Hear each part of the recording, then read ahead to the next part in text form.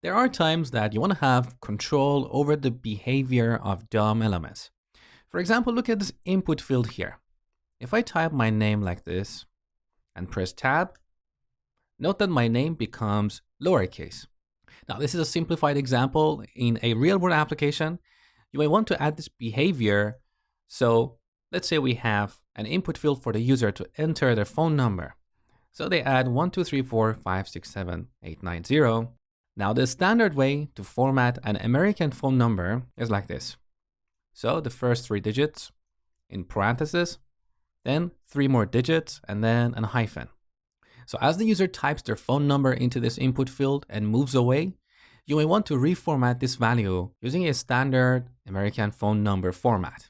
In situations like that, we use directives. So let me show you how to implement a simple directive in Angular. Now, similar to components and services, we can create a directive from scratch, or we can use Angular CLI to generate a directive with some boilerplate code. So open up the terminal and type ng g d for directive, and let's call this directive input-format. So this creates 2 files. One is a unit test file and the other is the actual directive file. And it also modifies app.module. So let's quickly go to app module. In our ng module, inside declarations, you can see now we have input format directive. So as I told you before, in this declarations array, we should register all the components, all the pipes, and all the directives that are part of this module. If you don't do this, you're going to get a runtime error. Now let's go to our input format directive. So this is very similar to a component. You can see we have a TypeScript class called input format directive, and this class is decorated with the directive decorator function. Here we have a selector exactly like components, but the selector has square brackets, which basically means any elements that has this attribute, app input format. If Angular finds an element with this attribute, it's going to apply this directive on that element. Now, as a best practice, it's good to prefix your directives so they don't clash with the standard HTML attributes or other directives defined in third-party libraries. So here we have app as a prefix to app input format directive. Now let's move on to the actual implementation of this directive. So here we want to handle 2 DOM events, focus and blur. First, on the top, we need to import a decorator function, host listener from Angular/core. This decorator allows us to subscribe to the events raised from the DOM element, that is the DOM element that is hosting this directive, or in other words, that's the DOM element that has this attribute. So let's see how we can use host listener. First, I'm going to define a method here on focus. So whenever we get the focus in our input field, we want this method to be called. For now, I just want to log something in the console on focus. Now we need to decorate this method with the host listener decorator. So @ host listener. And as the argument, we need to supply the name of the DOM event, that is focus.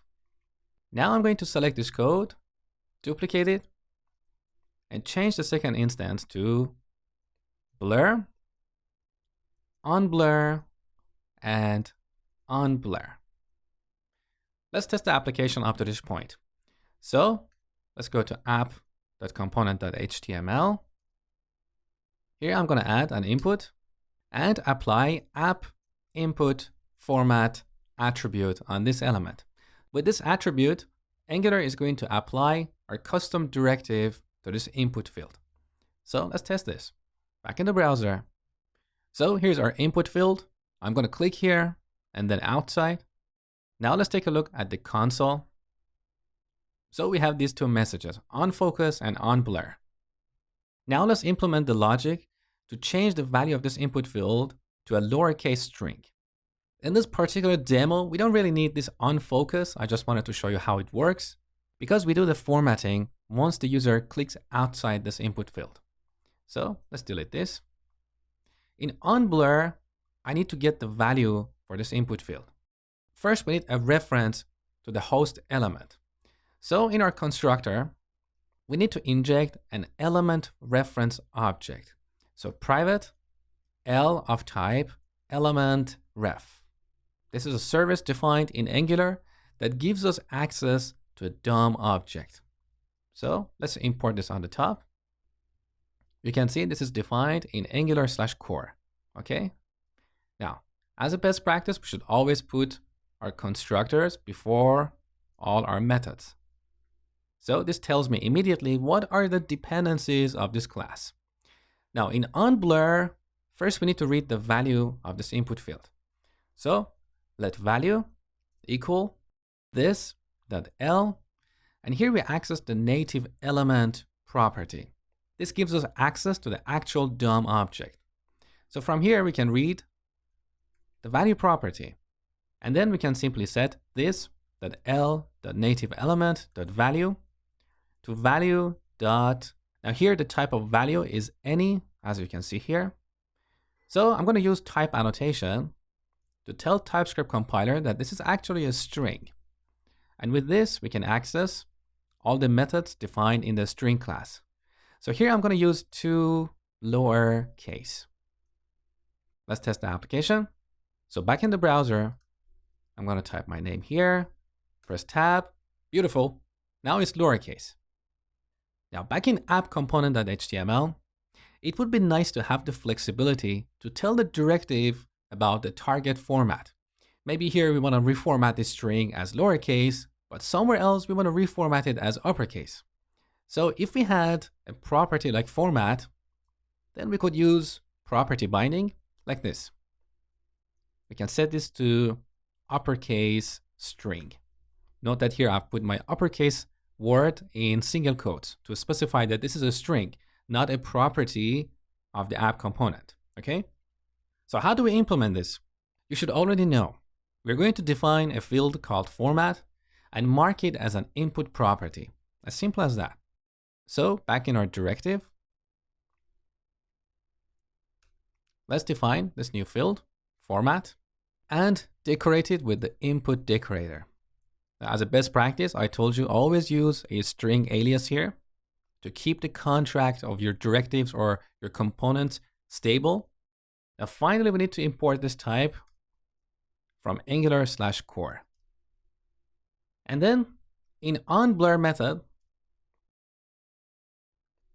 we can check if this.format equals lowercase. We will reformat this string as lowercase. Otherwise,